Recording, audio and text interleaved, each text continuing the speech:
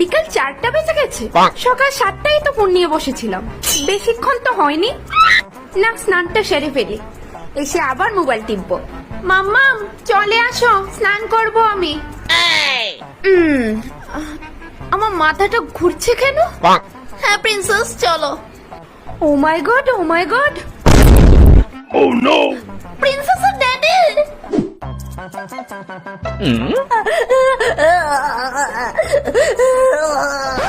প্রিন্সেসের মম, একটু শান্ত হও। না হানি, আমি পারছি না তো, আমি জাস্ট পারছি না শান্ত হতে। শুনুন, চিন্তার বিষয় নেই, সামান্য একটু মাথা ঘুরিয়েছে। তো এমন কি করলে ওর মাথা আর জীবনও ঘুরবে না? আপনি টাকার চিন্তা করবেন না, আমরা অনেক ধনী, আপনাকেও কিনে নিতে পারবো। দেখুন ম্যাম, ও সারাদিন বাড়িতে বসে বসে খায়, শরীরের নাড়াচাড়া নেই, মাথা ঘোরাটাই তো স্বাভাবিক, তাই না? তো আমি আমার প্রিন্সেসকে দিয়ে কাজ করাবো নাকি? হ্যাঁ আপনি কি বলছেন? দেখুন, হতে পারে ও আপনার প্রিন্সেস, কিন্তু আমিও একজন ডক্টর, আমার যা বলেছিল তা আমি বলে দিয়েছি, বাকিটা আপনাদের দুজনের ব্যাপার। অন্য কোনো উপায়? আশ্চর্য, আপনি ওকে ঘরের কোনো ছোটখাটো কাজও দিতে পারবেন না? না না, ঠিক আছে ঠিক আছে, করবে করবে। হানি হ্যাঁ, করতেই হবে, না হলে এরকম বারবার হবে।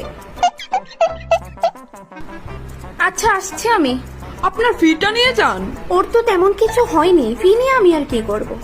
আপনি এত কষ্ট করে এসেছেন আমার মেয়েকে দেখার জন্য, আপনার পারিশ্রমিক তো আপনাকে দিতেই হবে। এই নিন 2 কোটি টাকা। আচ্ছা, আপনি এত খুশি হয়ে দিচ্ছেন যখন, ধন্যবাদ আপনার, আসছি।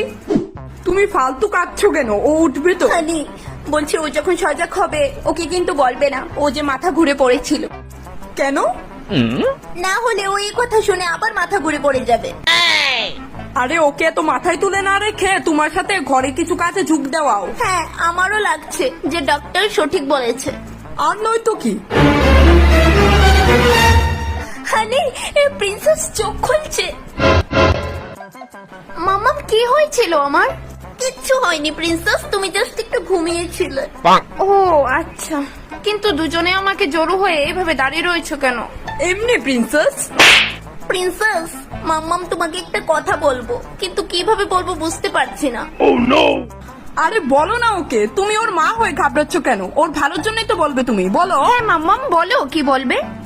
বলছি এখন থেকে তুমি নিজে নিজে ভাত খাবে, নিজে নিজে স্নান করবে, আর হাগার পর নিজে নিজে হচু দেবে। কেন মাম্মাম, এরকম করে কেন বলছো? আমি কি কিছু করেছি?